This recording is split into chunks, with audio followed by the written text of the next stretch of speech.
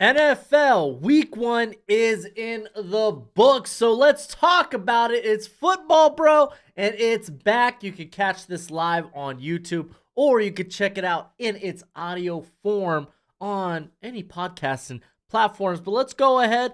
Let's talk week 1. I'll also be going over my new power rankings in this video stream podcast. Again, wherever the hell you are viewing it. So let's go ahead and get into this sucker. Starting with Thursday night, I'm going to briefly go over Thursday and Friday night football. A lot of the takeaways are already out there for most people. Even on my watch-along stream I did for college football, we talked plenty about the Thursday and Friday night game. But at the end of the day, Chiefs versus Ravens. Ravens end up losing 27-20. Oh no, Isaiah Likely, his toe, it's on the line. Golly, no, why? But Isaiah Likely had a wonderful game.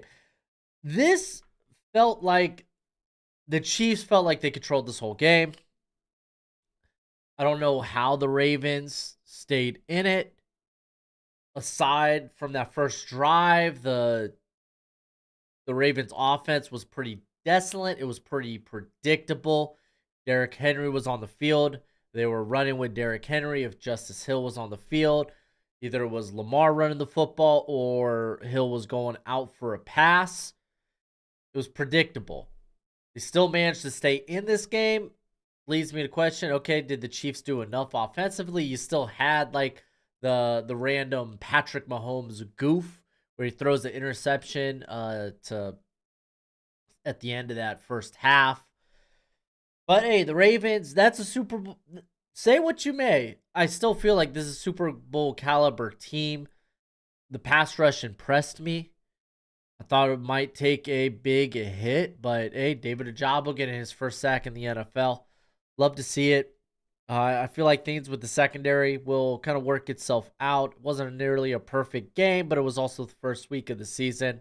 What I saw from the Chiefs, hey, Xavier Worthy, he's going to be able to stretch the field, which in theory should free up some room for like Isaiah Pacheco, for some of those pass catchers underneath. It certainly did for Rashee Rice. That was a guy that I got in almost all of my fantasy leagues in like the 6th or 7th round and loved it. Mark Andrews, he was heavily covered this game. He was either getting double teamed. They were making an active effort to not let the Ravens get the ball to Mark Andrews, as well as, okay, if Zay Jones is going to catch the football, it's going to be on these like quick plays. We're not going to let him attack us downfield. They're going to have to beat us in other ways. They're going to have to beat us with different playmakers. Isaiah Likely kind of did that. So, like, again, a lot of things, a lot of areas where these teams need to grow and get better. But I think you were seeing two Super Bowl caliber teams go at it and have a good game, even if it wasn't perfect. Last thing I want to mention, Steve Spagnuolo, one of the best DCs in all of football. Let's go ahead and move to the Friday game. Eagles, they end up beating the Packers 34-29. The biggest, honestly, the only thing we really need to talk about coming out of this game is the health of Jordan Love. It's an MCL sprain. It looks like he's out 3 to 4 weeks. I don't know if they settled on anything specifically. He's not going to IR or anything like that. So that's good news, but you will have, I think it's Malik Willis that will be the starter for the next couple of weeks. That kind of sucks, but if you're a Josh Jacobs fantasy owner, you probably feel good that, hey, at least he's going to get a ton of volume because he was largely ineffective in this game, unfortunately. When it comes to the quarterbacks in this game, neither offense was perfect. Unless you were like Jaden Reed or Saquon Barkley, it wasn't perfect. The quarterbacks weren't perfect. Jordan Love, adjusted completion percentage of 69%. Nice. Not so nice.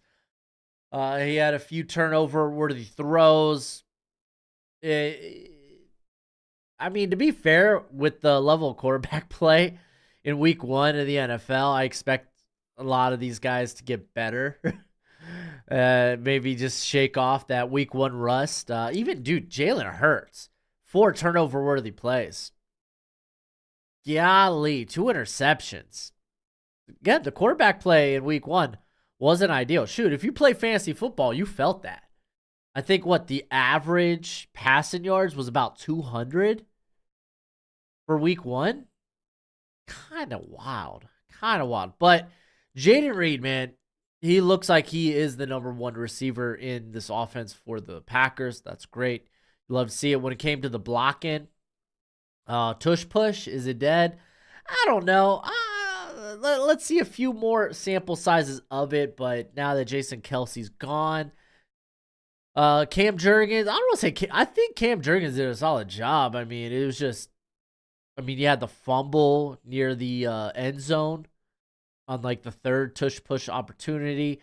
It just didn't look nearly as deadly after people was screaming, "Ban the tush push! Oh, I hate the tush push. It's a terrible day of football. It's terrible. It sucks so bad." It's a football play, guys. Get over it.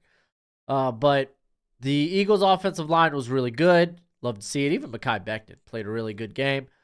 Honestly, for the Packers, I thought they played relatively well along the offensive line as well. I mean, these are two teams with very few holes, at least offensively. You go to the defense, and maybe you worry about the Eagles' pass rush. Is it going to be good? Is it going to be turbulent? I mean, Zach Bond came alive for this squad. You love to see that. He had 4 pressures and 2 sacks.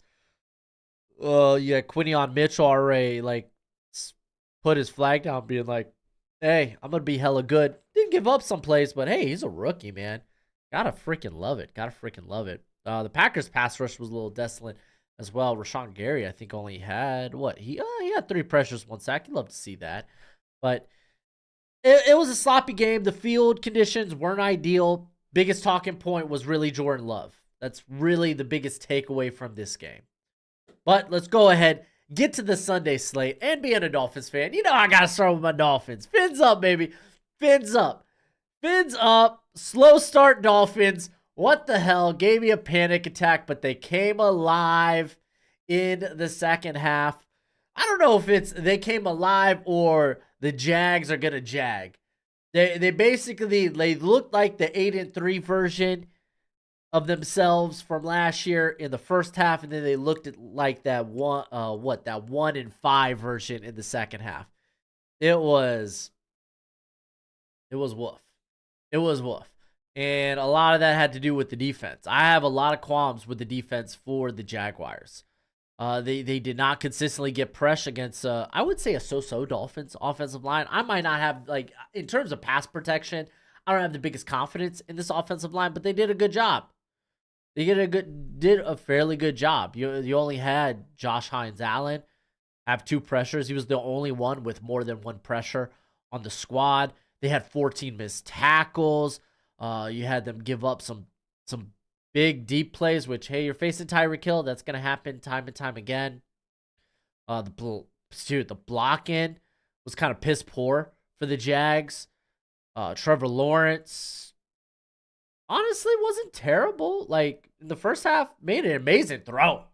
That throw to Brian Thomas, golly, mamma mia. Wish you had more of that. Christian Kirk, uncharacteristically, 2 drops. Kind of wild. Travis Etienne, the turning point of this game was that fumble in the end zone. Javon Holland comes in, hits him with the little peanut punch as he's going into the end zone. Ends up being a turnover.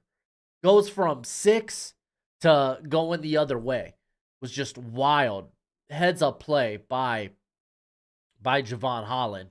And Hank Bigsby getting freaking involved in the offense, which, he played reasonably well, but you don't like it if you're a Travis Etienne owner. You don't like it, but at the end of the day, the Jags they weren't good enough. I could talk about the Dolphins. They came alive. Love to see it.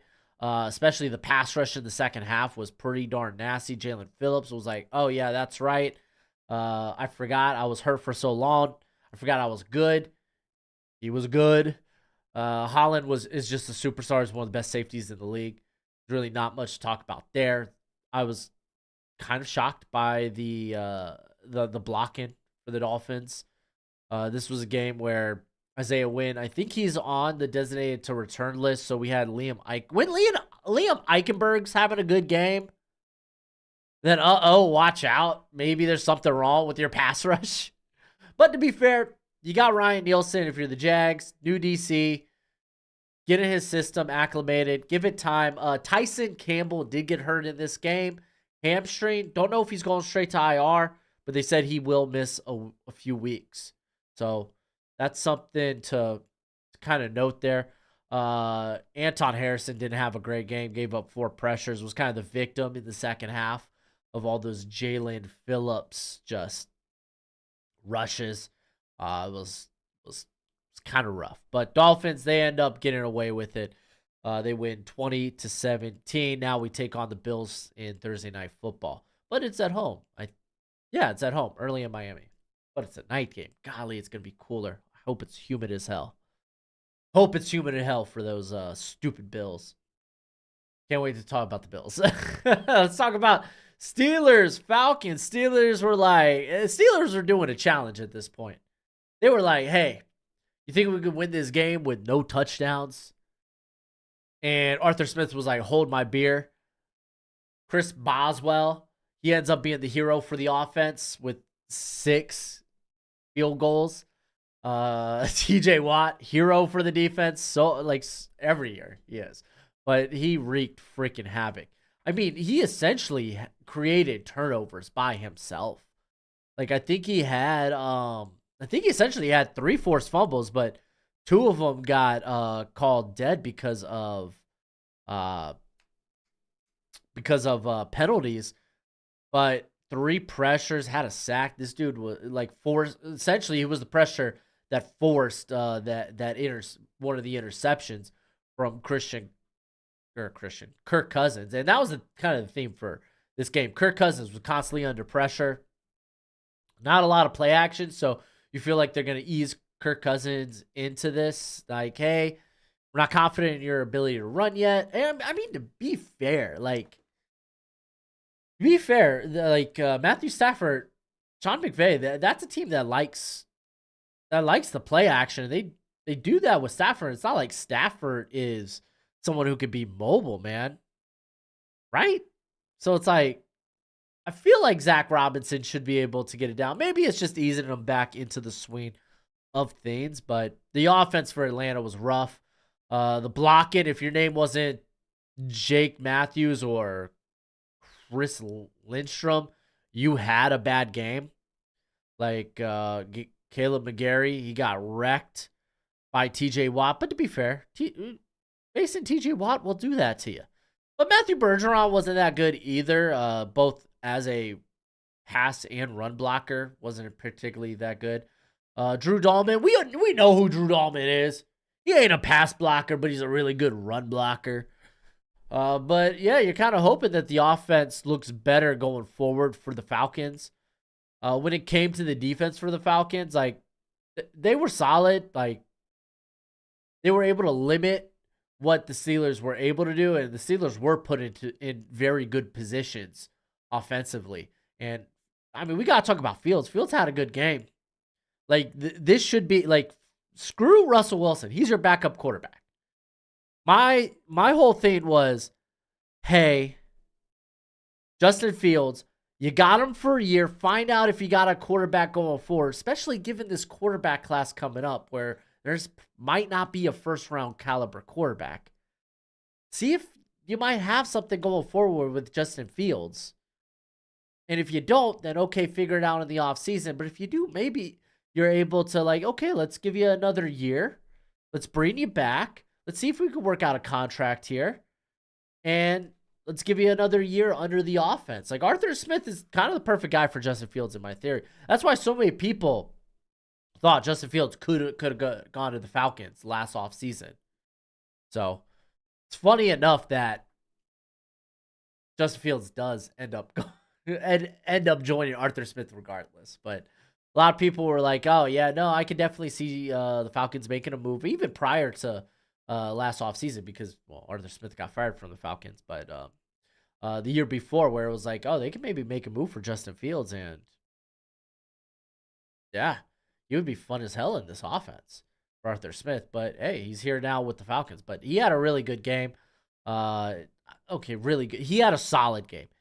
At no point did he put the ball in harm's way. He was able to create with his feet. He had a adjusted completion percentage of 77.3%. To be fair, a lot of that was quick game. A lot of that was RPOs. Solid game from Fields. Steelers, Mike Tomlin sold his soul. He's never having a losing season. That's just the fact of the matter. Let's move on. Cardinals, they were feisty. They were competitive, but they end up losing to the Bills 34-28. First and foremost, I want to talk about one thing I got right about the Cardinals and one thing that I think I might be wrong on. Cardinals, their defense, I get it. Not a hot take. Their defense isn't good. Everyone and their mom knew that coming into this season. They're not good. They couldn't create a significant amount of pressure. You only had a few guys that had like 2 pressures. Outside of that, it was just kind of this revolving door of let's try to find a hot hand somewhere and hope and pray. But this is a Cardinals team, a Cardinals offense that's going to have to win shootouts. And they're fully capable of that. Now, let's talk about the thing I was wrong on going into this season that I might be wrong on. This is week 1. Let's give it some time. But I honestly thought the offensive interior for the Cardinals got coached up. And they were worse than how they played last year. They played a really good game this year. Or this game. They played a really good game. Like, I was a big Froho fan. The center there for the Cardinals. When he was coming out of the draft out of Arkansas. Didn't work a couple of stops. I think he was initially drafted by the Patriots. I think he jumped a few places in between there. Can't remember. At least 1 or 2 places before coming here to the Cardinals. Really good. Played really solid. Will Hernandez may have had his best game of his career. And Evan Brown did a solid job at left guard. Don't expect that to be a consistent. But I'm just saying. I got to throw that out there. The Cardinals' interior offensive line might be better than I anticipated coming into the year. And that's the fun thing. Listen, I'm going to have good takes. I'm going to have bad takes. I'm not going to get it right. I'm not always going to get it wrong. But at this moment, it looks like I probably got this wrong. But at the same time, I feel like I'm right that this team's going to have to win shootouts. Some people will be scared about, oh no, Marvin Harrison Jr., what the hell are we doing? Not a great game for him. He had a drop. He had, I think, a miscommunication on his other target with Kyler Murray, where it was supposed to be like a back shoulder at the first down marker, and he was just a little late to turn in. And then he had 1 reception. Obviously, on the broken play where he was wide open, Kyler Murray, there was pressure. Sometimes you're going to miss wide open guys because you're out there scrambling for your life. That was one of those cases. Kind of is what it is. But they were able to stay in this game. You had the first dynamic kick return of the year for a touchdown. Awesome. Love to see it. I love that they're implementing the formerly the XFL kickoff rule, because we had like, I think 70 to 75% of kick returns returned this past week. And I freaking love it, dude. The kickoff, the kick return is back. And the football is better with the kick return being back. So you even had like the Bills in this game. They kind of whiffed on their, they tried to squib it. Like, but you have to hit it in the landing zone, which is like the 20-yard line first. So they were trying to get it to bounce in or around the 20 to create kind of a tough, like having to field the football. And hopefully your kicking team can get down there and maybe make a play and maybe create a turnover. It ended up falling like right before the 20, so it ended up being a penalty, but kind of is what it is. Let's talk about the Bills. This is the team that won the game. Offense, there were things. Is there like one guy on this receiving core that's going to be the man? I don't think that's necessarily the case. I think we're going to see this. I think we're going to see Josh Allen spread it around. The quick passing game, it's here, but doesn't mean Josh Allen won't take his shots, because he certainly did. He had that deep ball to Keon Coleman. Keon Coleman made a great play on it. And then Josh Allen did miss that pass to MVS, which probably would have been a touchdown. But Allen, hey, yeah, I mean, average depth of target 7.6, not a bad number, but yeah, for the most part, you're gonna take a couple of shots, but you're gonna keep it. You're gonna use that quick passing game. 81.8 just completion percentage. You love to see it. You did have the fumble where Josh Allen fumbled like the snap or dropped the snap or something. But outside of that, he didn't put the ball really in harm's way, which that's kind of like what Joe Brady did last year. It was like, okay, let's limit kind of your risky throws. Let's play within the offense. Let's get some quick, easy gains, whether that's like RPOs or even like utilizing James Cook in a variety of ways. And then we could take these shots here and there. And I think they did a good job of that. Because, I mean, keep in mind, man, the Bills were down early in this game and came roaring back. James Cook may not have had, like, the best game on the ground. He averaged 3.7 yards a carry, which, honestly, not a bad number, but only 1.84 yards after contact. Not great. But someone who can tear off the big run at any given moment. And I mean, they got him cooking in the passing game, as well as he had 3 receptions for 32 yards. So the Bills, defensively, like I would like to see someone step up next to Russo. Like Von Miller had a good game, but he kind of just like ate up Kelvin Beachum. But you kind of want someone to step up across from Russo, because to be fair, like Von Miller's going to be a DPR. That's kind of who he is right now. But good win by the Bills. Now they get Miami. Tennessee Titans versus the Bears. Yo, Tennessee Titans. They choked this game away. You were up, 17-0? You were up 17-3 at halftime. Did you know my parlay? I took the Titans plus 4.5. Expecting, okay, they're going to keep this game close. Yeah, I was close, but then you choked it at the end. Mayo man, what the hell? What was that pass? Getting sacked, and he's just going to, here, Tyreek Stevenson, return this for 6. What the hell, dude? You had the blocked punt returned for a touchdown. Bears offense literally had to do nothing. Fun fact, they did literally nothing. Like, what was this game? By the way, Bears defense, you are here. You are here. You are phenomenal. Let's give a little love to Tennessee's defense. You are here. You are wonderful.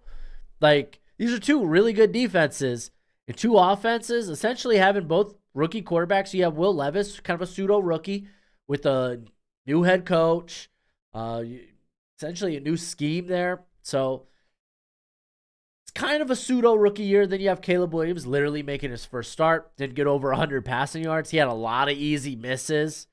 But you saw some of the specialness with him. But you're hoping that part of his game will clean up as he gets a few more starts under his belt. Let's talk about Will Levis, man. You got to ring it in, bro. You got to ring it in, dude. He lost the game for him. Like, that was just so wild of a throw. Just play within the offense. Like, he looked good in the first half. And then, nothing. I mean, to be fair, there was pressure. Like, it was kind of shocking that Peter Skoronski had a really bad game. You had J.C. Latham, essentially, hey, he's a rookie out there against Montez Sweat. It was gonna be a tough matchup, and it was a tough matchup. And they attacked the youth rather than attacking guys like Dylan Radins and Nicholas Petit-Frere. Not to say those guys were perfect, but they were better. They were certainly better than the left side of the Titans' offensive line. I will say this. Hey, that's a really good run blocking offensive line. It really is. Like, these guys generated movement, and they were able to get Tony Pollard going.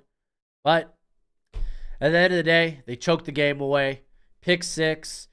You had the punt return for a touchdown.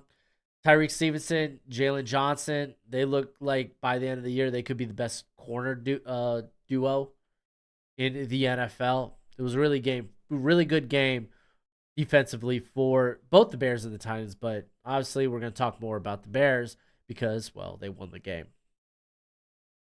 Upset of the week, kind of. Bengals, they lose at home to the Jacoby Brissett-led Patriots. They lose 16-10.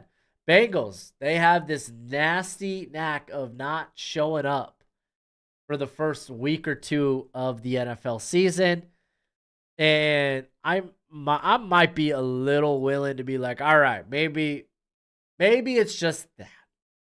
Maybe this is just a thing they do. They'll be better. We're used to the Bengals being better during the middle to late part of the year.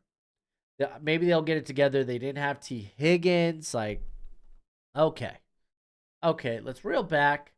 I get it. It wasn't beautiful for the Bengals. It was a lot of dink and dunk. They didn't take shots downfield. You had a penalty negate the Mike Gesicki touchdown, and then you follow that up with Tanner Hudson. Should have got a score, but he fumbles the ball right before the end zone. Don't know why that was a thing in week one. But Kyle Duggar, I think, made the play on that. Great for him. Yeah, Bengals shot themselves in the foot a couple of times here, but I mean, average depth of target, 5.9 yards for Joe Burrow. I feel like that's going to change in the next coming weeks. I expect this Bengals team to be better. I don't know about the defense. The run defense is just as bad as last year. Woof, that was a bad game. From a run defense perspective.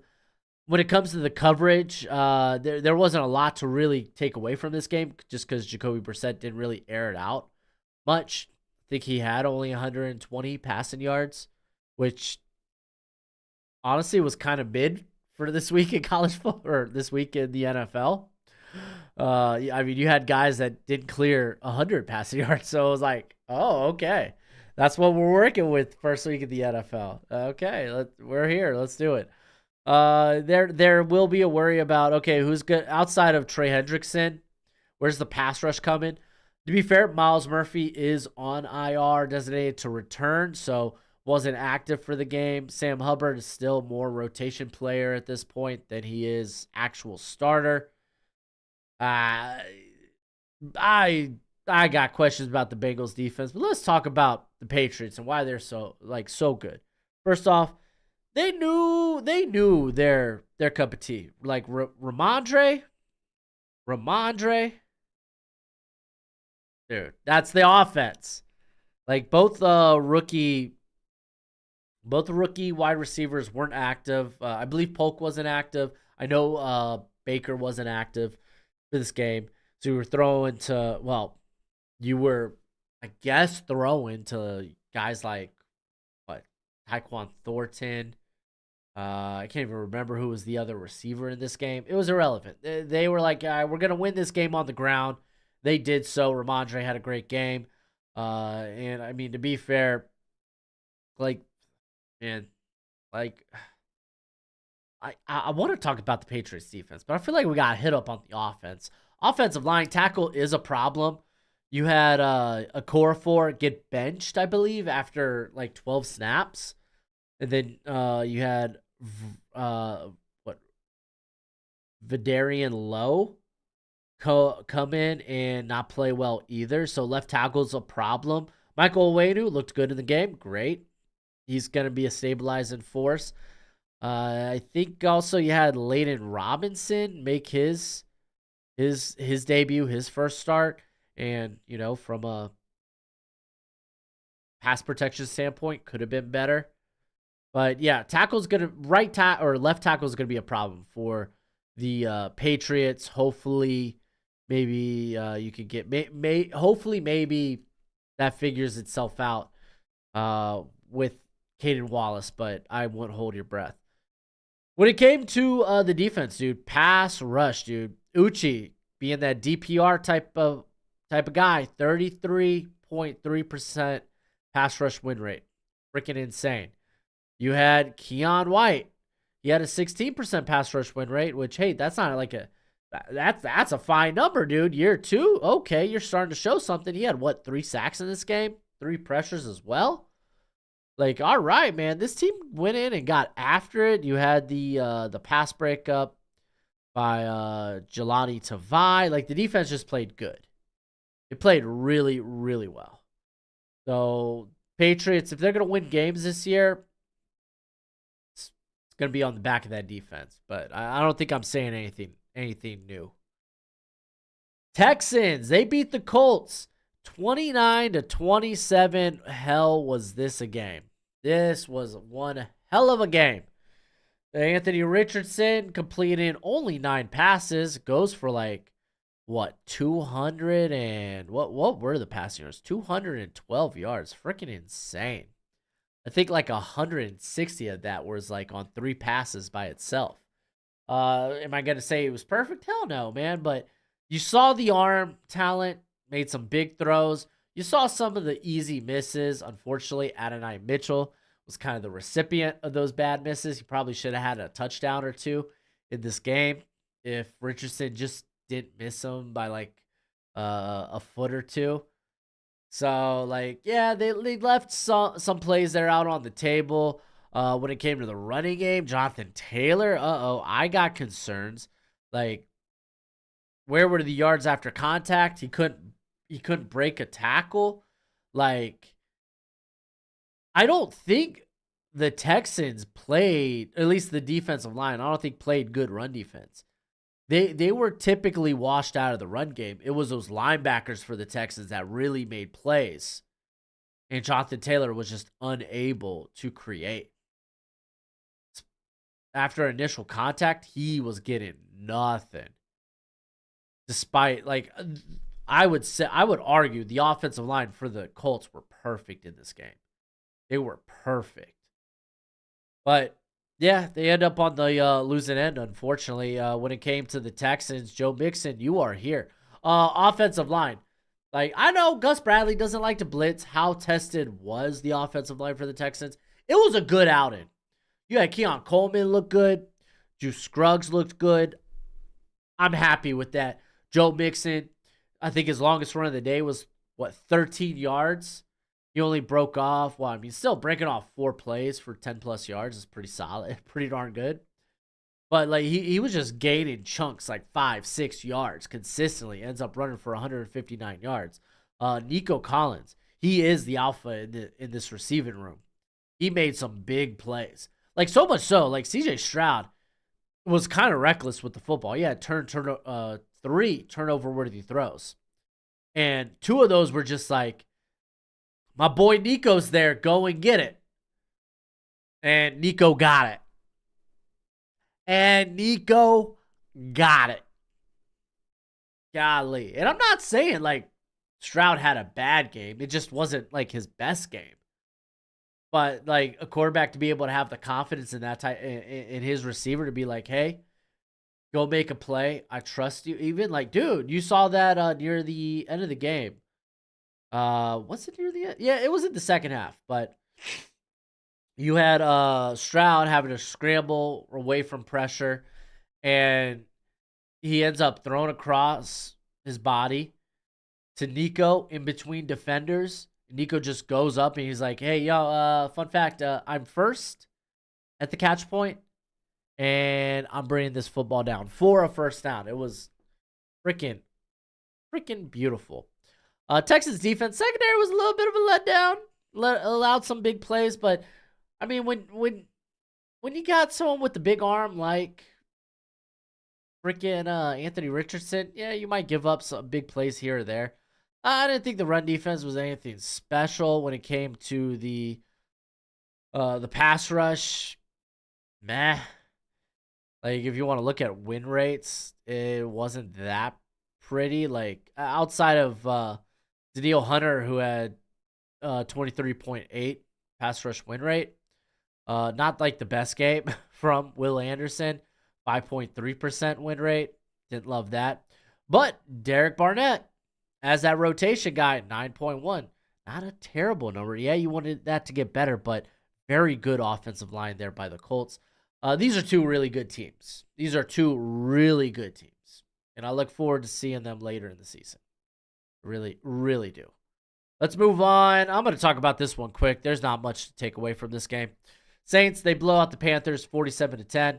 Panthers, Bryce Young, hopefully he gets better as the year goes on, because that was kind of a disaster. The defense, kind of a disaster. Now you probably don't have Derek Brown for the rest of the year. I think he went down to meniscus injury. Saints, I don't know really what to take away from the Saints. Like, you pounded the Panthers late last season. You did it again here. Panthers aren't that good of a team. Arguably, probably the worst team in the NFL. I guess it's kind of one of those, like, when you see college football teams, like Power 4 teams, like the SEC, they'll go out and they'll, like, schedule these cupcake showdowns with, like, Furman. Yeah, you want them to, like, pound these guys and look dominant and just look clean and disciplined. And that's what the Saints looked. So good. You looked how you wanted to look against the Panthers. Pass rush is pee-pee-poo-poo for the Panthers. Not much to talk about with this game. You're really going to get nothing. Talk about getting nothing. Vikings versus the Giants. Vikings, they beat the Giants 28-6. Excuse me. Danny Dimes sucks. There, I said it. Danny Dimes, he no bueno.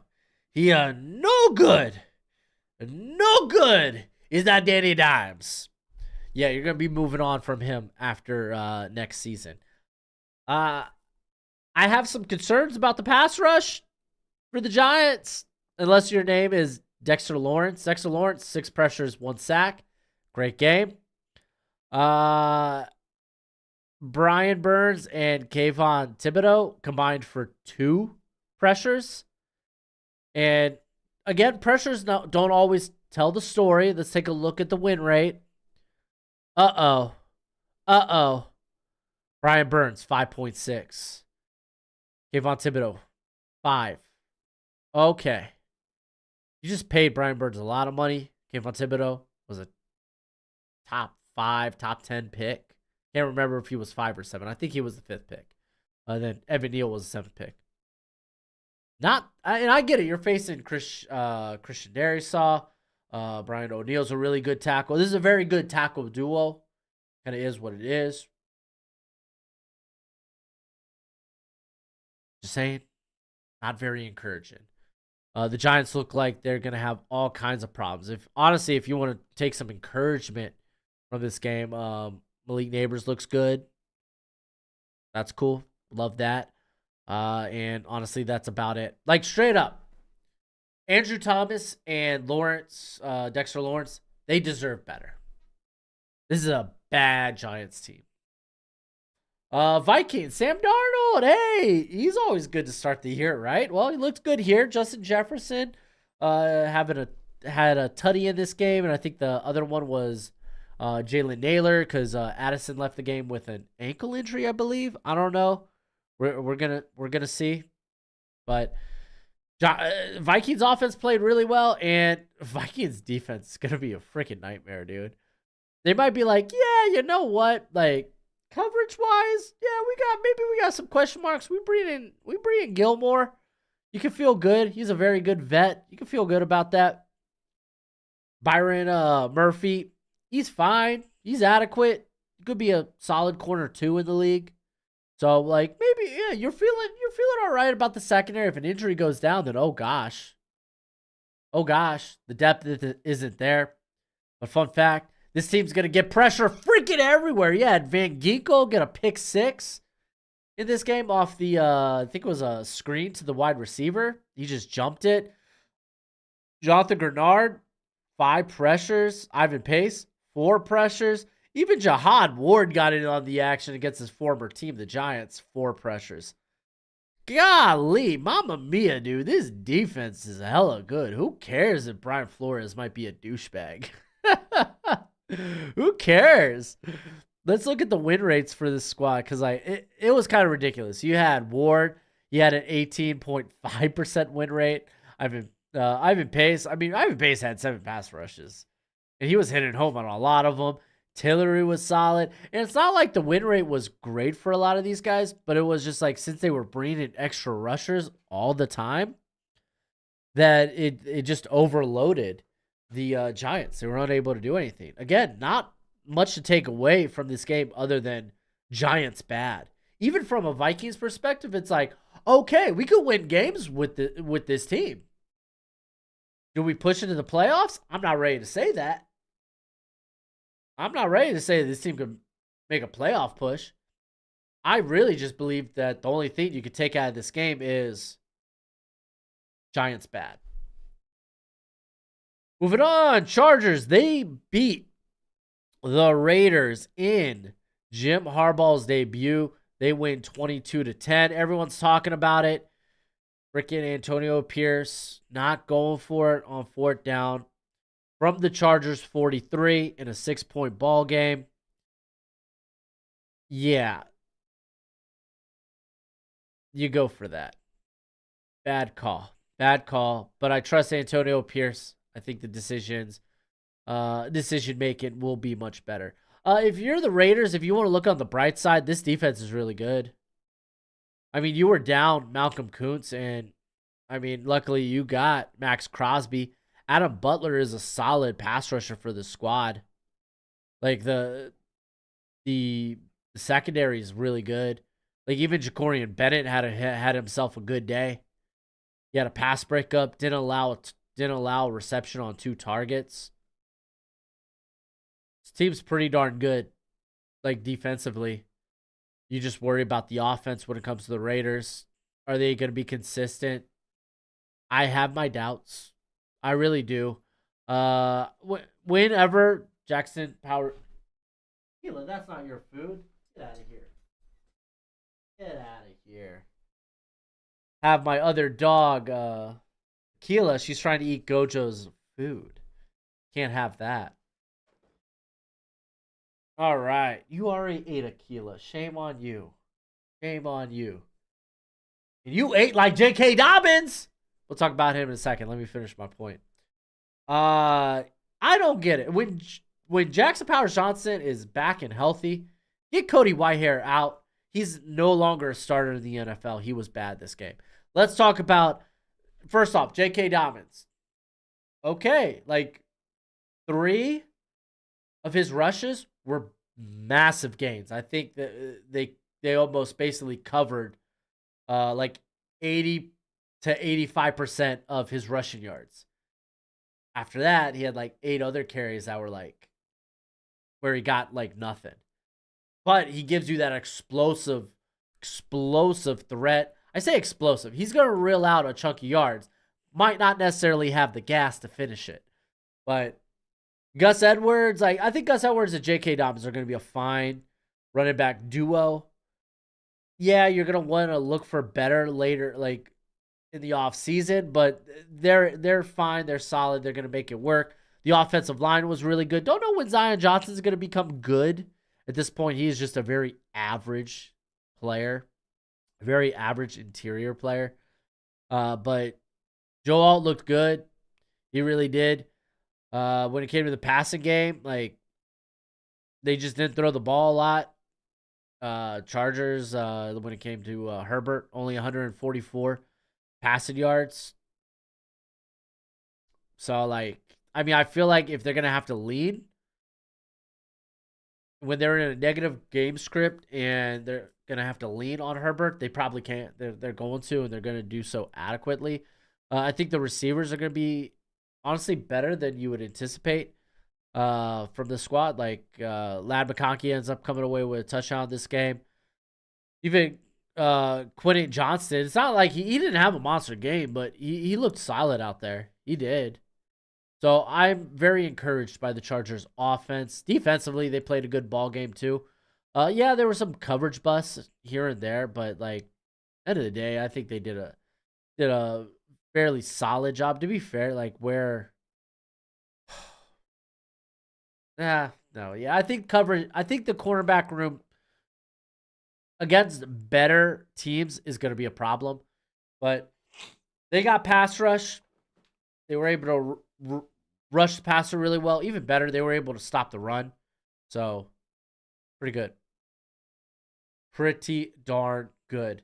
Let's move on to the Broncos. Losing to the Seahawks in Bo Nix's debut. Golly gee. They lose 26-20.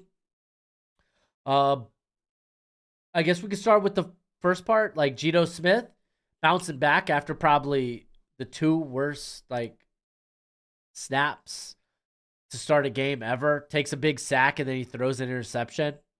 Probably not the worst ever, but it was pretty bad. But he bounces back, ends up getting the rushing touchdown later in the game. I don't remember if did he get a passing touchdown in this game? I don't recall. Yeah, no, he had a passing touchdown too. Okay, who got that? Was it Lockett? Oh no, it was Charbonnet. Man, I legit don't remember that passing touchdown. Is what it is. That's what happens when you're watching like 3 to 4 games at the same time. You're not going to remember everything. What I do remember is this Steelers defense, or this Seahawks defense, is going to be a problem. Boye Mafe, watch out. He is entering superstardom. Julian Love is going to be a stud. Like, he was like, I know people will be like, oh, he was already a really good player. I'm talking about he might emerge as one of the best safeties in the league. I was saying it to start the year, and I'm saying it that he's going to finish the year as like maybe a top 5, top 7 safety. Like, he is going to be like the Kyle Hamilton in this Mike McDonald defense. The defense was good. Defense was really good. I think probably, I mean, if I want to hit on one more thing about the Seahawks, okay, offensive line could end up being a problem. Freaking Abraham Lucas, come back healthy, please. You're needed. But outside of that, like, I think the remainder of the well, that's not true. I don't think Bradford had a particularly great game. But I would say like the left side of the line was solid. Connor Williams, I'm so happy he's back healthy. He looked good. Let's talk about Bo Nix. Everyone's gonna be joking about, oh man, this dude was dinking and dunking. He barely took it. He passed it downfield. He throws for 26 for 42, and he goes for only 138. Okay, I get it. No kidding. Yeah, no. Yeah, that needs to improve. I don't think this team has like the playmakers offensively to be able to create a lot after the catch. It did lead to some of his bad throws, trying to make plays for this team. I think that better days lay ahead for Bo Nix. I just don't necessarily know if they have the playmakers there at wide receiver. Like, them getting rid of Tim Patrick is a little bit more questioned at this point, but and it's not like they have bad receivers. It's just I don't think they have after the catch. I don't think they have yak guys. I don't think they have after the catch guys. That's the thing. And if you're going to be doing dinking and dunking, if you're going to be a quick game RPO heavy team, you need guys that can create. And it's not even like those guys are in the backfield. Like, the run game looked like pee poo poo. But to be fair, I think the Seahawks defense is just that good. So maybe better days lay ahead for the Broncos, but they're still not particularly that good of a team. Let's move on. I'm not going to talk a lot about the Cowboys-Browns. Cowboys win 33-17. Dak gets his contract earlier that day. And honestly, he played like he got a lot of money. It was very carefree. He had a few bad throws in the game. He almost had a pick 6. But he also threw a few dots. I mean, at this point, like, at no point did the Browns feel like they were in this game. I felt bad for the defense of the Browns, who played good. That the offense just sucked. Let's reel back. Deshaun Watson sucked. I don't know what's gonna happen at quarterback for this team. Because with how much money they owe Deshaun Watson, because keep in mind, they moved money around with Deshaun Watson. You can't just cut him and take Yes, and take a massive hit. Like, it's a bad hit. Like, we're talking, like, way worse than, like, a Russell Wilson type of cap hit. Like, they moved money with the mindset of hopefully he plays better this year and we can extend him. This is one game, and it's against a very good Dallas Cowboys defense. Micah Parsons and DeMarcus Lawrence, I think they combined for like 22 pressures and 4 sacks. They had like a freaking insane game. But if you're a Browns fan, I think you got to hit the panic button when it comes to Deshaun Watson. When it came to the offensive line, it's a tough matchup. That's a very good Dallas Cowboys defense, especially along the defensive line. James Hudson. Keep in mind they had their backup tackles. No Jack Conklin, no Jedrick Wills this game. James Hudson had a bit of a rough game as a pass blocker. Even Joel Bitonio had a rough game. There was that play where Micah Parsons fakes outside, goes inside on the stunt. Benito catches him. And not even late. It's just, hey, Micah Parsons is super quick that even when you're on time, you're probably late when it comes to having to guard Micah Parsons on a stunt. And ends up getting put on his butt. Sean Watson extends the hand. Bitonio's like, get the hell away from me. Don't know what that was about. Honestly, could be a big nothing burger, but not a great look from the Browns.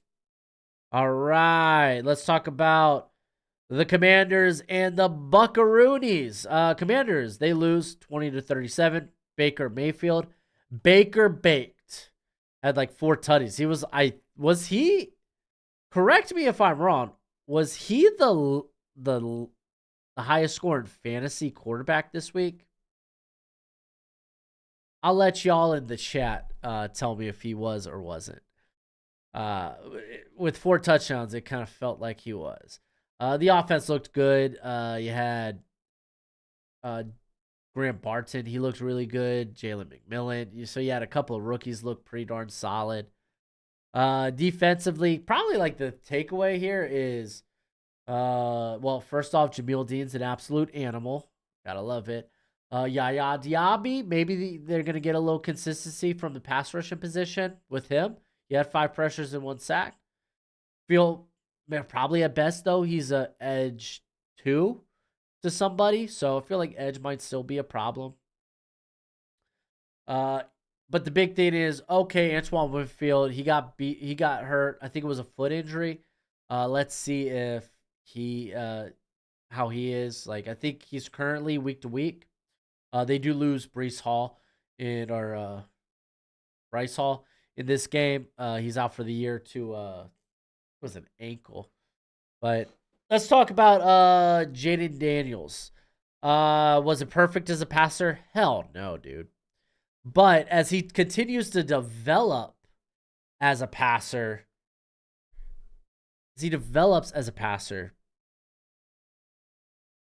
he is going to get bailed out with his ability as a runner. That's just kind of facts. And that's not to say like he was terrible as a passer. He wasn't. It wasn't encouraging, but it was like, okay, he looked like a rookie passer. But he's so good on the ground that he's going to be able to make up for it while he develops that aspect of his game.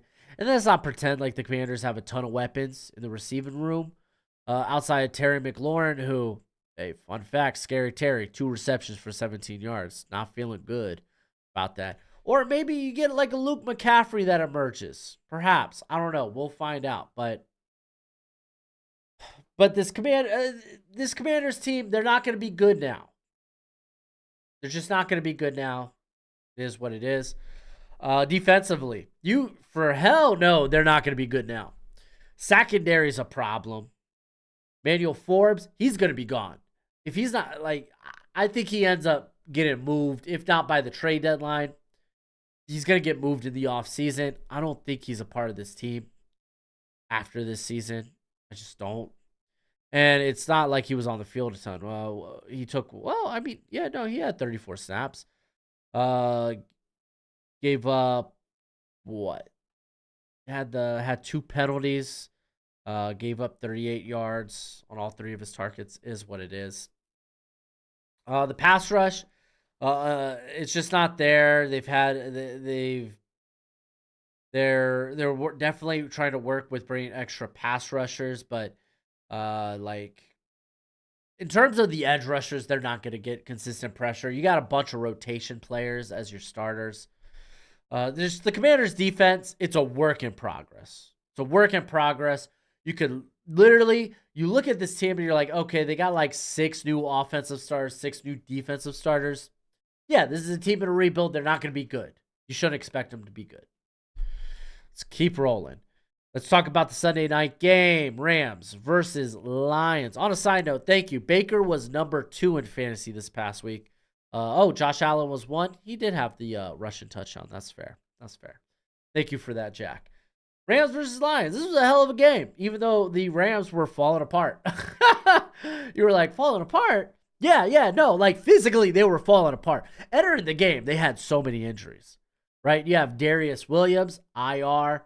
Why am I even talking about it? Let me just bring it up. I have the list here of all the guys that started on the IR or on the pub.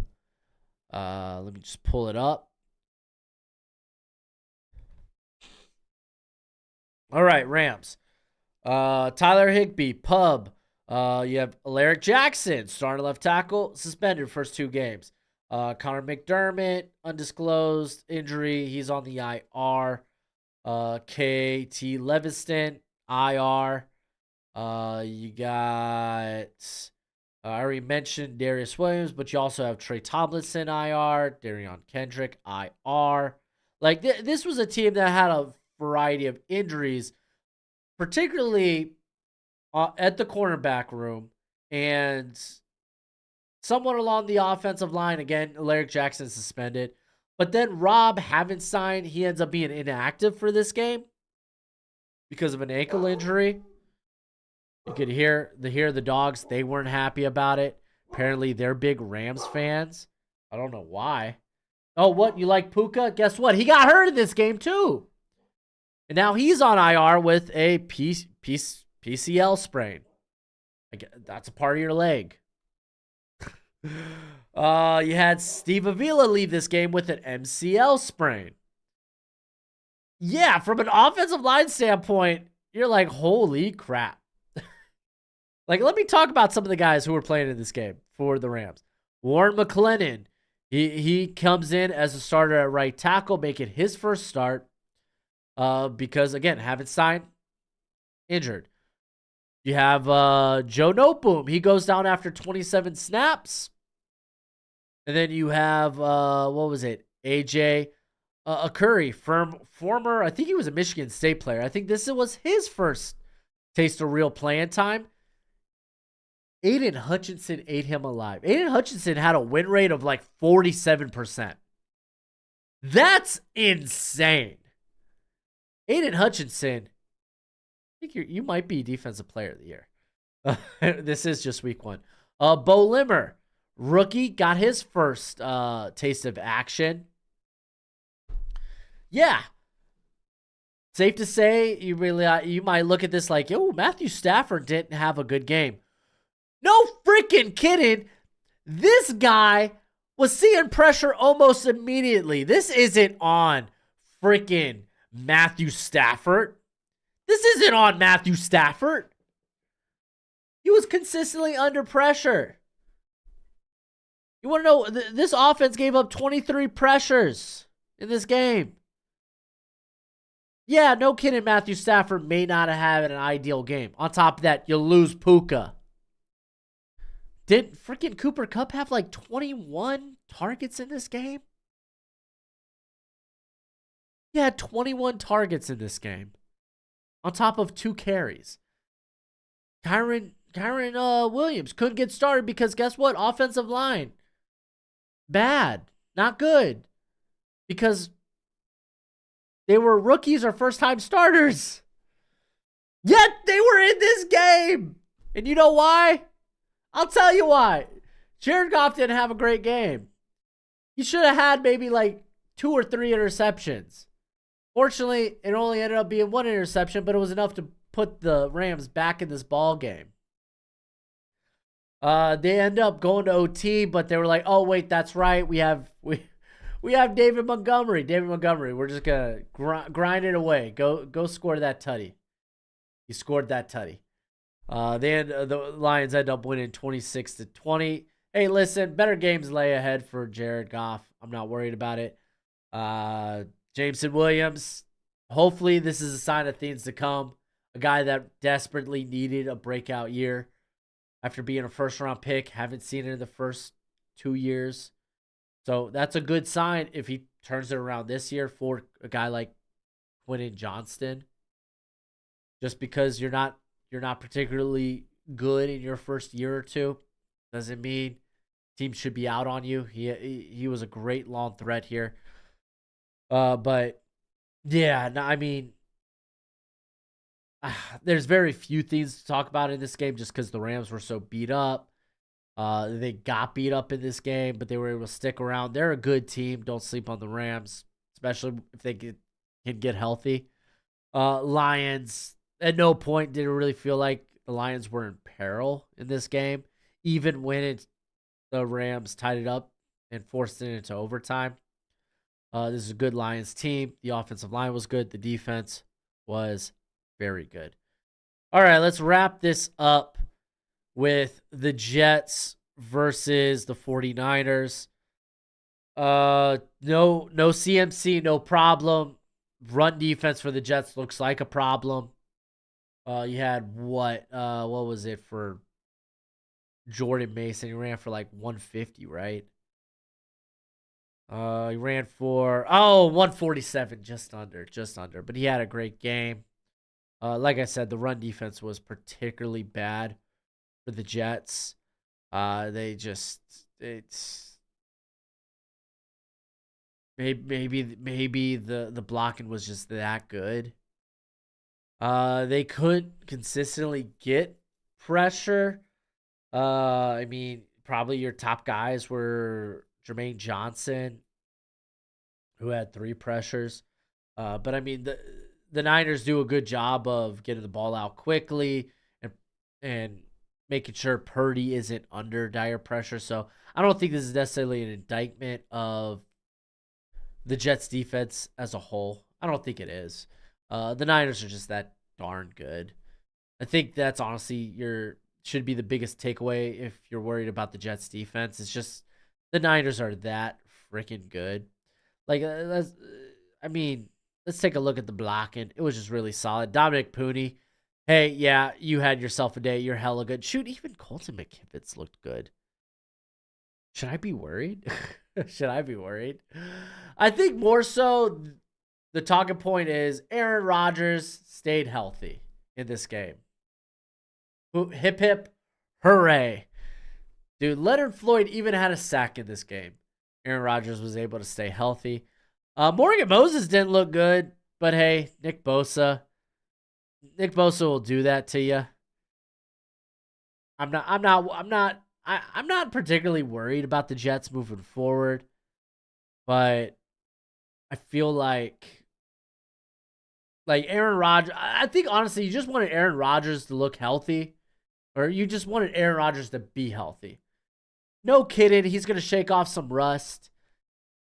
I was a little worried about, I guess, the inability for the Jets to have other answers offensively. Like, dude, Allen Lazard ends up having a big game. Golly, just get Allen Lazard out of here. He's a wide receiver 4. He had a good game, though. I shouldn't be crapping on him. He had like 2 tutties. Garrett Wilson was heavily targeted, but they didn't really have answers outside of those 2 guys. Breece Hall couldn't really get anything started. It was just honestly a really good game from the Niners, who were your Super Bowl runner-up. Not shocked. Better days lay ahead for the Jets. At least they should, in theory. Before I get to the chat, I do want to give a shout out to my draft guide. So let me scroll over here. If you like the NFL draft like I do, if you're viewing this channel, you would love the NFL draft, then go ahead, invest in my draft guide. It's a Google spreadsheet, and it has anything you would wish to be on it. Whether it's analytics, whether it's pro day combine numbers, we don't have them yet. They'll be added during the draft process. I'll have notes for the Senior Bowl, Shrine Bowl, Hula Bowl. It's got evals on over 300 players, including their backgrounds, injury histories, where have they been, stuff like that. Honestly, it's a great purchase. I talk about some comps and roles in there. And it's not just guys that I've only evaluated, but guys that I want to watch. It updates throughout the season and throughout the draft process. So when I go in and I watch a guy and I move him, you're going to know. You're going to be the first to know because it's the same thing that I use that I keep up with. So, again, it's a $30 purchase. You could get that via send in $30 to either PayPal at Broshmo, Venmo at Broshmo, or $ realbroshmo on the Cash App. Again, it's a Google spreadsheet, so you have to include your email. So that would be much appreciated, much obliged. Let me go ahead and get to the chat real quick, and well, let's talk. All right, so we got 49er Media. How you doing? Hopefully you're having a good day. He says Kevitz was meh, had 2 penalties. Yeah, but I mean, honestly, it's kind of an uptick from what you typically expect from him. We got Anthony. I was so disappointed in my Dolphins against the Jags based on all the arts that I saw in Vegas and some sports books had us. All of the I guess the bet spreads and whatnot had us winning by 10. We only won by 3. We played a lot better in that second half. Like things look like honestly, if the Dolphins played like they did in the second half, I would be encouraged. Like the defense played really good. The offensive line had a good game throughout the whole day. I'm not worried. I'm not concerned. So I won't be too worried. Josh Allen had 2 rushing touchdowns. I forgot about the second rushing touchdown, Jack. Yeah, that's on me. Walt says Skins need Joey Jacoby and Dave Bunce to come out of retirement. I don't think they would do much of anything at this juncture at their advanced age. Izzy, he does ask a draft question, bro. Quinn Ewers, is he going in the first round? I would say you could make a good argument for him mid to late first round. He's in that quarterback 1 discussion. Like quarterback 1's so wide open. And let me tell you, I don't think I'm sold on even one quarterback going in the first round at this juncture. I'm just not.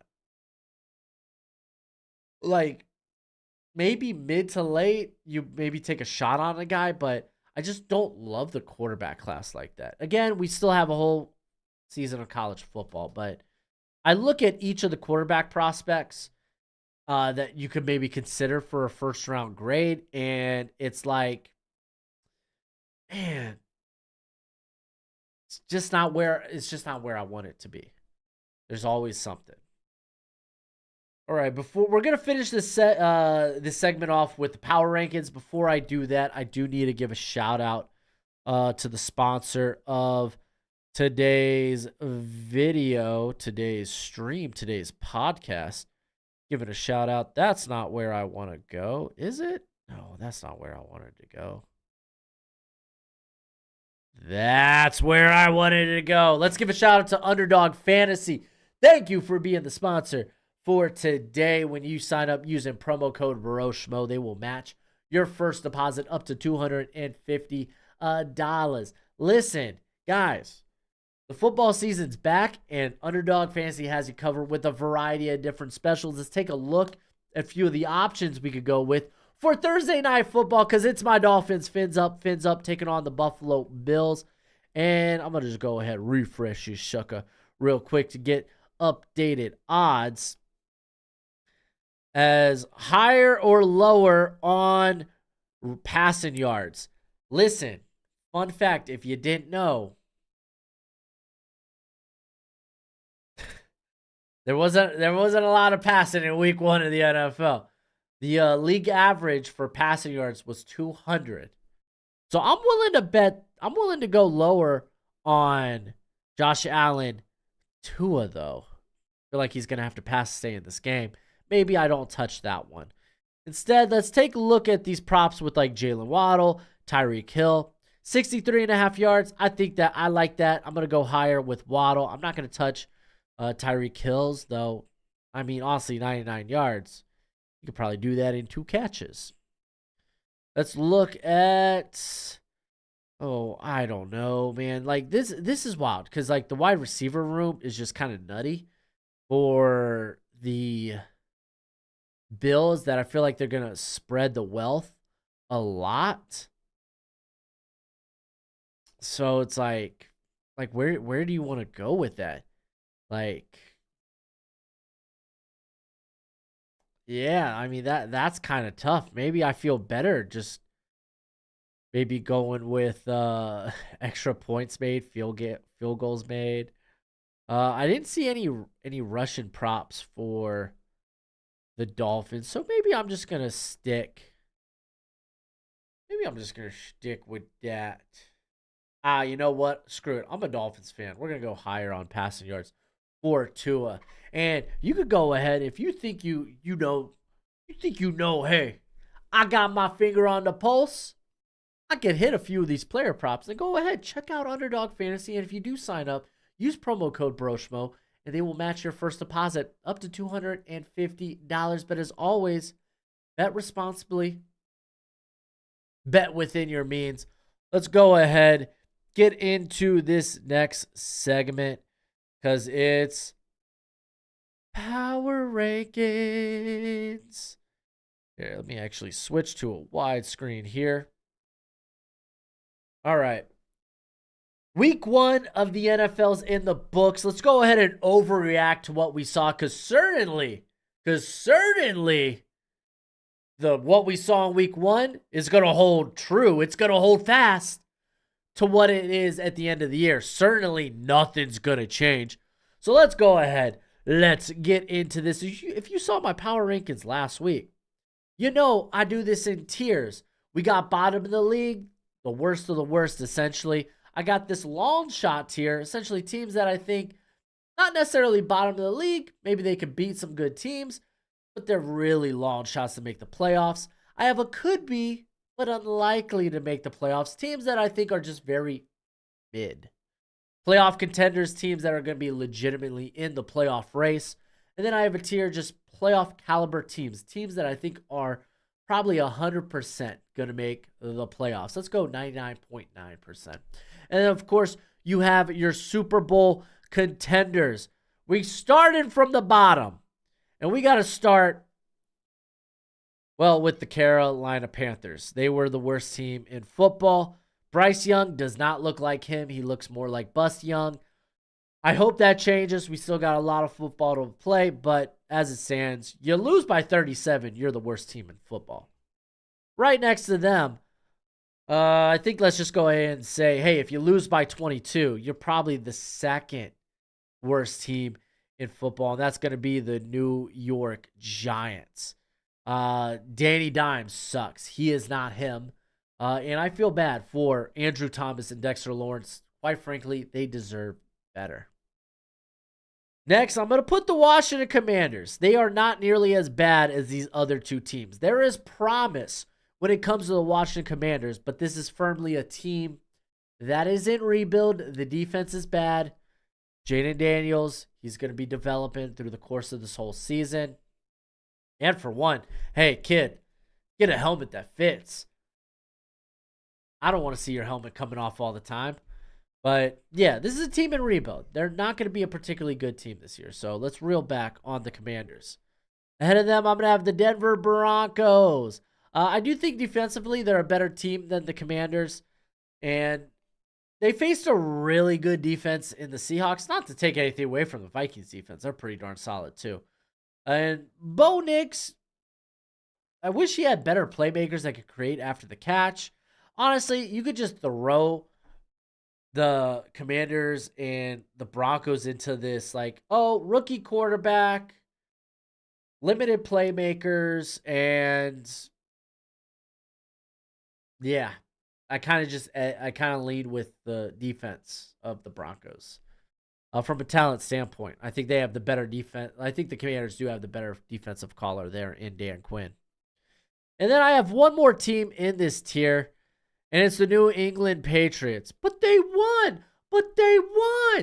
I ain't sold on this. Jacoby Brissett passing for 121 yards. Left tackle being a complete problem. Yeah, the defense is great.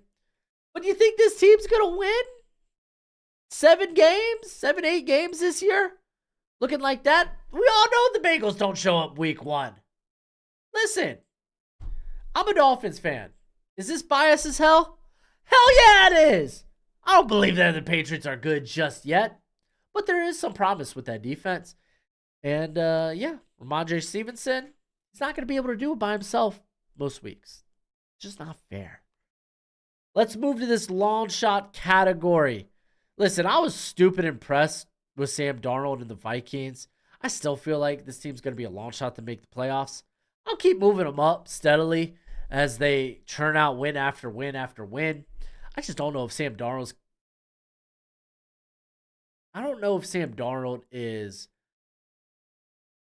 can do that for the duration of a whole season. So we'll wait and see. But they're a fun as hell team. They are fun as hell. Right in front of them is it's the Raiders, man. Gardner Minshew, he was slinging it around, but the run game didn't look all that good. Zamir White had a fumble. Cody Whitehair, dude, Jackson Powers Johnson, come back. Come back from your illness. I think that's what they listed him at. Listed his injury at on the injury report. But the defense is really good for the Raiders, but I don't know if they're going to be able to do enough offensively to be like they're going to jump between this like long shot and could be but unlikely category probably quite a few times this year. Next is the Tennessee Titans. Listen, I think they're going to have like a top 10, top 12 defense. Will Levis, we saw the good, and then we saw the really ugly. That just little, oh, I'm getting sacked. I'm just going to flick it. Take the ball. Take the ball away from me. Tyreek Stevenson and return it for a touchdown. Yeah, that sucked. But I think there's parts there.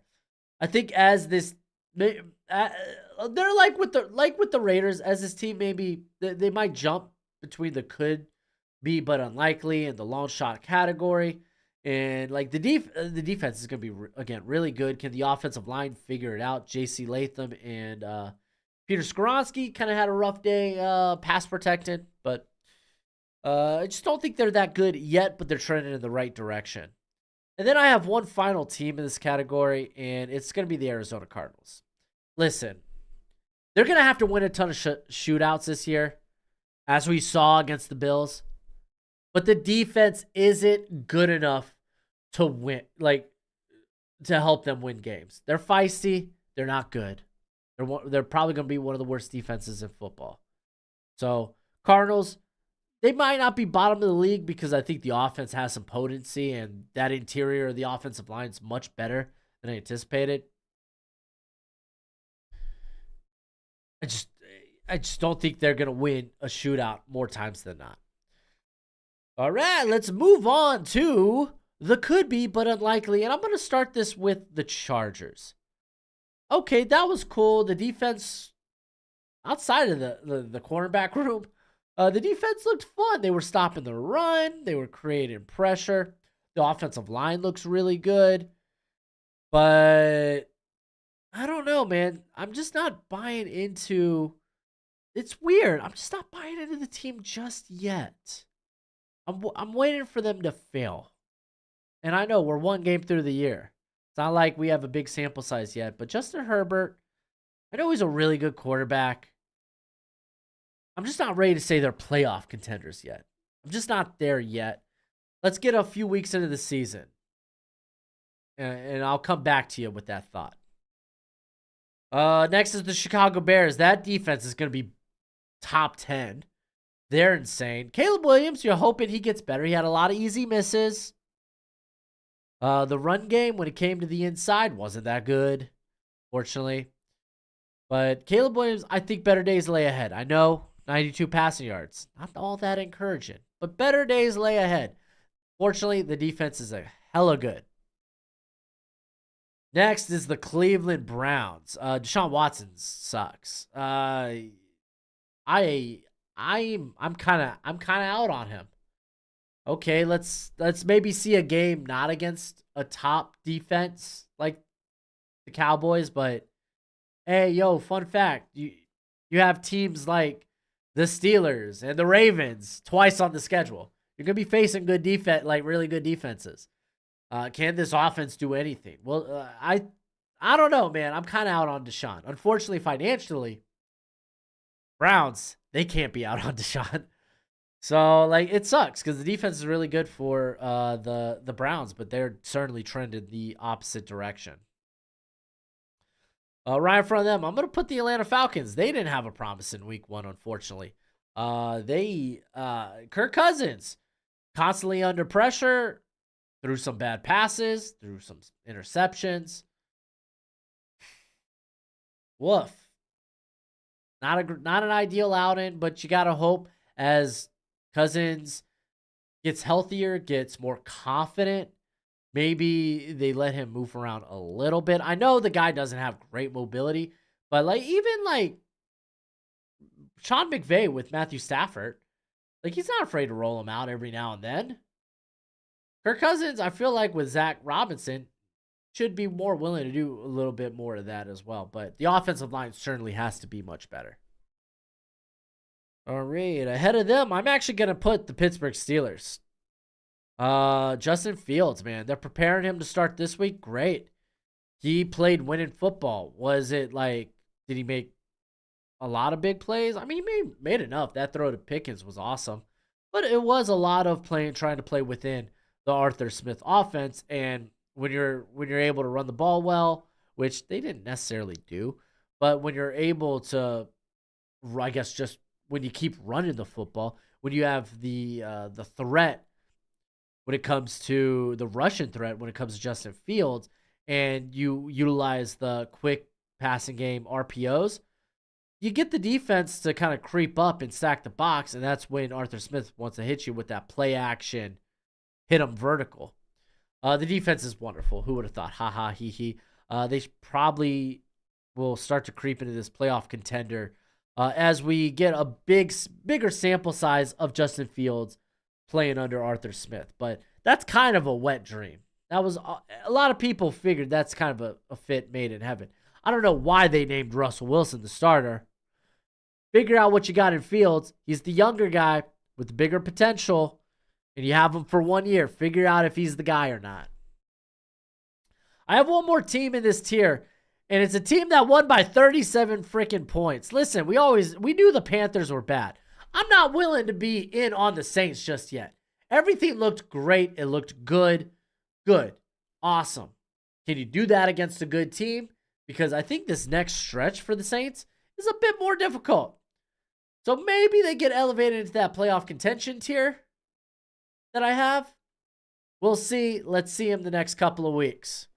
Let's move on to those playoff contenders. And I'm going to start with the Seattle Seahawks. Defense is great. The defense is great. Boye Mafe, you're a star. Julian Love, you're becoming a star. Geno Smith bounced back from probably one of the worst, 2 snaps to start a game. You can see from a quarterback, you take the big sack and then you throw an interception. You had the rushing touchdown, had the passing touchdown.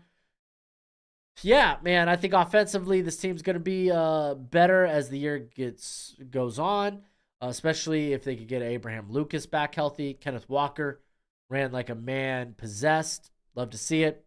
Hopefully the ab injury isn't too serious. Doesn't sound like it is. Above them, I'm going to put the Jacksonville Jaguars. This was a tale of two halves. First half was the 8-3 Jaguars. The second half was, well, the 1-5 Jaguars that finished the season last year.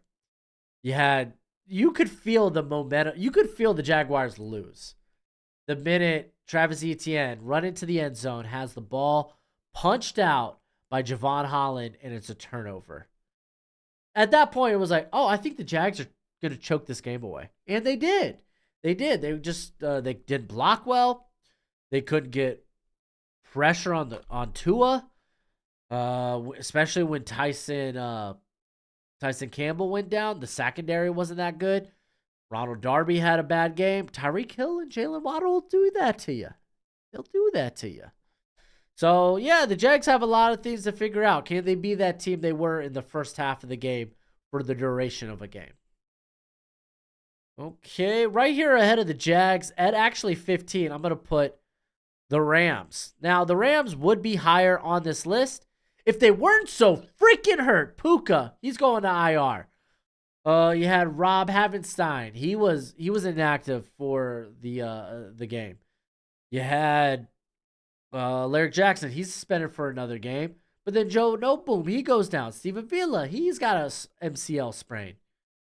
Darius Williams is currently on IR. Like, can this team be healthy? Jared Verse, though, he looks hella good. He looks like he could be something special. That's why he was my edge one. Hell freaking yeah. Okay, here at 14, I'm going to put the Tampa Bay Buccaneers. They look good, but hey, it was Washington. Team in rebuild. Is Baker going to bake for 4 touchdowns every week? Probably not. But you got to feel good about this team. You got to think they're probably the favorites in the NFC South right now, unless the Saints are for real and unless the Falcons can turn it around. But right now, I think coming out of week 1, I felt very impressed with the Buccaneers. I really did. But I don't know, man. Maybe the Saints are for real. Maybe I'm sleeping on the Saints. Right ahead of the Bucs, I'm gonna put the Bengals. Man, that was I get it. The Bengals, they don't show up in week 1, but man, I can't imagine that this offense is gonna be just dinking and dunking. I can't imagine that's just what the offense is. I imagine when T. Higgins returns, they'll get back to taking shots on the intermediate to deep down the field. But the run defense is bad. And that secondary is still a question mark. Well, they only allowed 121 yards. Okay, yeah, because the Patriots ran the ball every freaking play. I got questions about the secondary still. Right ahead of the Bengals, we're going to put the Jets. Listen, Jets, in terms of talent, they deserve to be a playoff caliber team, but let's let Aaron Rodgers shake off the rust. He made it through Monday night. Hell yeah. That's great. Let's let him shake off the rust. And, I mean, to be fair, the Jets didn't have a great performance. And I think I'm gonna pad that to, well, the 49ers are just that freaking good. Jets are still a good team. They'll get better as the year goes on. Last team I'm going to have in this tier is the Indianapolis Colts, and it feels kind of dirty. I feel like they're a playoff caliber team. The offensive line's great. Anthony Richardson, yeah, he won't hit every pass, but golly, he is a big play threat, whether it's downfield or with his legs. Jonathan Taylor, you got to break some tackles, my friend. Come on. And defensively, they're going to be who they are. Gus Bradley, it's going to be a middle-of-the-road defense that'll keep the offense in the game. But aside from that, I like the defense. It's going to be fine. They're never really going to lose the ball game for the Colts. So, yeah, I don't know. Maybe they belong in playoff caliber teams. Matter of fact, I'm going to do it. We're going to make the call on the fly, and we're going to put them with the playoff caliber teams. That's why we do these videos. Sometimes I talk it out and I change my mind. It's freaking America. I'm allowed to change my mind. All right. Well, I guess let's continue with this playoff caliber caliber teams with the Green Bay Packers. Listen, big hit. Jordan Love, he's out for the next 3 to 4 weeks. But when it comes to talent, this team has it at every position. You do want the pressure and the pass rush just to be better. To be fair, the field wasn't all that great in Brazil. So I think better days are ahead for the pass rush. The defense will figure it out. Remember, new scheme, new DC. So I think the Packers will be A-okay, especially if they could survive without Love for the next few weeks. Right ahead of them, I'm going to put the Buffalo freaking Bills. Listen, they went down early to the stinking Cardinals. Fortunately enough, the Cardinals' defense isn't good, and the offense was able to get rolling. The Bills are a good team, but there are some question marks here and there. Is there going to be someone that steps up as the alpha in the wide receiver room? Is Gregory Rousseau going to have someone else that can be a quality pass rusher across from him? Von Miller had a good game. He's a DPR option at this juncture in his career. The linebacker room, they sorely miss Matt Milano. So, to be fair, there's questions with the team, but it's a good team with a lot of playoff experience. Right ahead of them, I'm going to put the Dallas Cowboys. Blew out them Browns. Defense looked great. Love to see it. Dak did play a little willy-nilly. I guess he got paid, and he was like, hey, guys, I'm just going to go out there. I'm just going to throw the football. I'm just going to throw the football. I might almost throw a pick six, but I'm going to throw some dots in there. So don't worry. We're going to have a good time today. And they did. Defense looks really good. Micah Parsons and DeMarcus Lawrence, I think, combined for like 22 pressures, 3 or 4 sacks. It was just insane. Right ahead of the Cowboys. Fins up, baby. It's my Miami Dolphins, or how I like to say, the Dallas Cowboys of the AFC. Didn't show up in the first half. Got things put together in the second. Got rolling. Hit a couple of deep passes. One to Tyreek Hill. That big 80-yard bomb to Tyreek Hill. The run game was, could have been better, is what it is. But for the most part, offensive line did a good job. Defense came alive in the second half. Javon Holland, you stud. Jalen Phillips, coming off the injury from last year, remembered, oh yeah, I'm good, and just turned it on in the second half. Had 3 pressures and a sack. Yeah, the Dolphins is a good team. Can they beat great teams, is my question. And again, I'm a Dolphins fan, guys. Come on. All right, I'm going to put the Houston Texans. They are borderline Super Bowl, legit Super Bowl contender. I'm just not there yet with it. CJ Stroud didn't have a perfect game, but to be fair, like, he had 3 turnover-worthy plays, but on a couple of those, it was just, oh, Nico Collins is him. He's that bad man. I can just throw it up to him and expect him to go and make a play, which he did. You had Stroud rolling out on 3rd down, under pressure, throws across his body just because, hey, Nico's there. He's going to go make a play in between 2 defenders, and he did. The defense, okay. They let up a few big plays through the air. The run defense was, I had my worries. Luckily, the linebackers did a phenomenal job, like filling in the gaps. Because I did think that the defensive line, for the most part, the line in general, they kind of got washed out of the run game, which was kind of my concern, especially with the interior. Will Anderson didn't have a great game. He had a 5% pass rush win rate. You got to be better, my dog. But luckily, Danielle Hunter was phenomenal. But to be fair, the Colts, quick passing game. Well, unless Anthony Richardson is just bombing it deep. But also, the Colts offensive line is one of the best in the league. So, like, honestly, no harm, no foul. These are 2 playoff caliber teams going after one another. We're going to be talking, I think, in another year or 2 that the AFC South is the new AFC North. There, I said it. All right, everyone else on this list is going to be a Super Bowl caliber team. Let's start with the Baltimore Ravens. His toe was out of bounds. Isaiah Likely. They going for the going for the tie to send it into overtime, and Isaiah Likely was out of bounds by that much. That sucks. But let's be fair. I feel like the Chiefs won that ball game. I mean, they did, but also they were in control for a large part.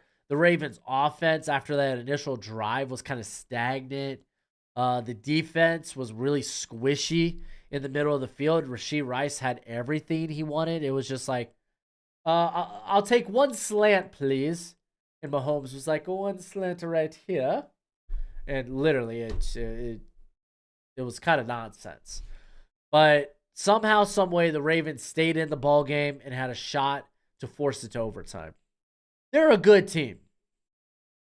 They're a good team. They're a great team. What am I saying? They're a great team. And Lamar Jackson was just missing here and there. Again, it wasn't a great week for quarterbacks in week 1. Right ahead of the Ravens, I'm going to have the Philadelphia Eagles. This is a really good team. I get it. Jalen Hurts wasn't perfect. 4 turnover-worthy plays. Not going to love that. But also, like, again, week 1 wasn't a great week for quarterbacks in general. They're talented. A.J. Brown, Saquon Barkley, the offensive line studded. Can the pass rush come alive, please? Zach Bond had a big game, though. But, yeah, no, this is a really good squad.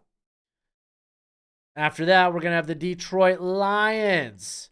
Man, how you let the Rams just sit around in that ball game? It felt like the Lions got complacent. To be fair, Jared Goff didn't have a great game. But you got it done in overtime. You were like, okay, hey, David Montgomery, we're just gonna put the team on your back. Can you go get us a touchdown to win overtime, please? David Montgomery was like, child's play. I got you. Offensive line was great. Aiden Hutchinson looks like defensive player of the year. He had a win rate of like 47%. That's freaking insane. I don't think I've ever seen that. To be fair, he was picking on like not just the backups, but like practice squad level players on the defensive line for the Rams because they were so hurt. The 49ers, they're going to be my second team here. They looked really good. Dominic Pooty looked really good in his debut. No CMC either. And Jordan Mason was like, I got you. Yeah, no, this was a really good game for the Niners. And then, of course, it's the Kansas City Chiefs. Listen, they controlled that whole Ravens game. I don't know how they didn't win by more. But I guess it is what it is. Chiefs gonna Chief. Let's be honest. The freaking regular season doesn't matter to the Chiefs. We'll talk to you when it gets to the postseason. But there are my power rankings. Are they perfect? Yes. Yes, they are. But let me know what you think in the comment section below. If you want more draft content, then check out the channel because I got draft content aplenty. But thank you all for hanging out with me on the stream. Let's go ahead. Let's see if I have a few questions here that I can answer for you. If you have any, we got Scotty. Dog fins up. That's a new one. I like it. Anthony, are you a Star Wars fan? What are your thoughts on the passing of James Earl Jones, Darth Vader? Well, to me, R.I.P. James Earl Jones, I'll always remember you as Mufasa. That's my childhood, baby. I'm a Lion King fan. Lex Diggs, Broshmo, okay, aka Mel Kiper Jr. I know you're a closet Bears fan after all that draft coverage. We won ugly. Bear down, baby. Dude, man, Bears fans didn't love me when I kept mocking them, Caleb Williams. What can I say? I could tell the future. Kind of is what it is. Is Wright the starting running back in week 2 for Miami? I haven't looked at the injury reports yet. I know A-Chain got beat up a little bit. But I don't know. Jalen Wright was inactive. He was a healthy scratch for week 1. You got to imagine if A-Chain is hurt that they lean on Mostert, who wasn't great, and Jeff Wilson. But I can't give you a clear answer to that, Chris Kringle. We're going to have to kind of follow the injury reports and the practice reports throughout the week to get a better answer for that. But thank y'all as always. Fun fact, I'm going to have a mock draft for y'all out later today. Overreacting to week 1 in the NFL. That's going to be a hell lot of fun. But as always, until next time, you be easy, my friends. Later.